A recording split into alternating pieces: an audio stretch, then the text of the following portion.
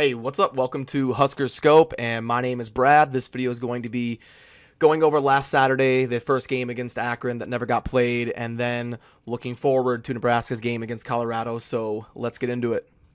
Alrighty, so as far as last Saturday for the first game against Akron, I was there. I was in the stadium. It was absolutely electric. The home field advantage was going to be off the charts for Nebraska. It's very unfortunate. That was kind of like a generational night for Nebraska, probably one of the games that Nebraska fans have been looking forward to for the longest time, and it just wasn't in the cards for us to play that game that night. So hopefully we can get that rescheduled at some point. But yeah, I do think that it's a blow for our chances against Colorado. I think it would have been really big for Nebraska to get those first game jitters out of the way, get that whole Scott Frost reunion game out of the way and, kind of settle into our season. So I think it would have been a big deal for us to get those game reps and kind of take care of all those first game things. But the fact that it didn't happen, and on top of that, Colorado looked exceedingly good against Colorado State in week one, makes this game a lot more of a toss-up than I think people thought in the preseason. Nebraska's only favored by 4.5, and when I was kind of looking over numbers and recruiting ranks and returning starters and coaching and all these sorts, taking all these things into consideration, I would have thought that Nebraska should be about an 8.5 point favorite. That's where I would put the line at, but because of Nebraska being a wild card with a freshman quarterback and the first game for a whole coaching staff, and Colorado looking really good in week one, that number has kind of dropped down to about 4.5. People are giving Colorado the benefit of the doubt here coming into Lincoln and making it more of a toss-up game. I would say if you're looking to bet on this game, it's a game that I wouldn't recommend betting on because there's just too many variables pulling in too many different directions. If I had to pick a team in this game against the spread, I would go with Nebraska. When you look at the average recruiting rank, last 5 years of 25 versus 56, the talent on the field should be better for Nebraska. Nebraska's also returning more starters, 15 to 10. Nebraska has, by all accounts, better coaching. I mean, Scott Frost is a big-name coach, did amazing things at UCF. And Mike McIntyre has been basically a 40% winning coach for his career. The records I have on the screen are for the coach's career. So Mike McIntyre is 41-59 as a head coach for his career, and Scott Frost is 19-7 as a head coach for his career. So, better talent level, more returning starters, better coaching, home field advantage, all check marks for Nebraska.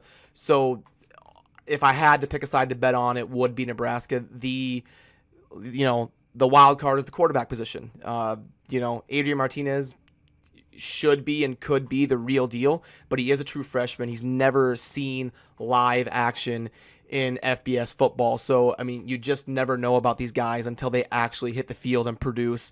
There's lots of highly touted recruits every year in the country that just don't live up to their billing. Now, I believe that Scott Frost is one of the elite coaches in terms of identifying quarterback talent and then developing that quarterback talent to produce at a high level in college football. So I'm going to go ahead and err on the side that Adrian Martinez is going to perform well instead of performing poorly. So I'm going to say if you play this game like 100 times, the average score is probably going to be like 34-27 Nebraska, something like that. So, looking to last week's game where Colorado played Colorado State, they just mopped the floor with them, looked extremely well. Colorado had like 9.2 yards of play on offense, and they only surrendered like 3.6 yards of play on defense. Those numbers might not be exact, but they're pretty close. It was something like that. And Colorado State isn't just like a garbage team. Last year, they did lose to Alabama by 18, 41-23. Now, obviously, Alabama probably knew they were going to win easily, took their pedal off the gas, and, didn't really try to win by 40 or anything. But I'm kind of looking through their schedule right now. I mean, they beat Oregon State by 21. They beat Utah State by 13, who just looked good against Penn State. They lost to Boise State in overtime. I mean, just last year, Colorado State was decent. I mean, they're not just scrubs.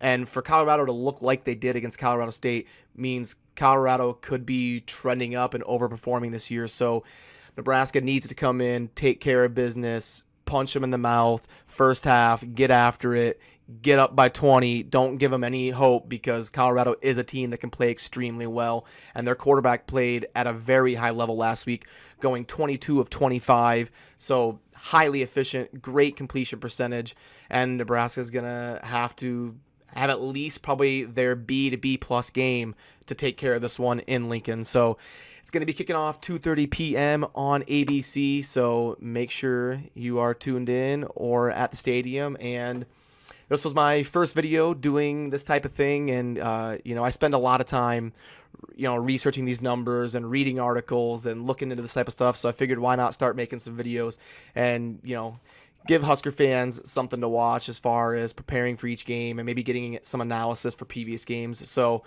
I hope you liked it. If there's anything I can do better, feel free to let me know down in the comment sections, and have a good rest of your day. Thanks for watching. Peace.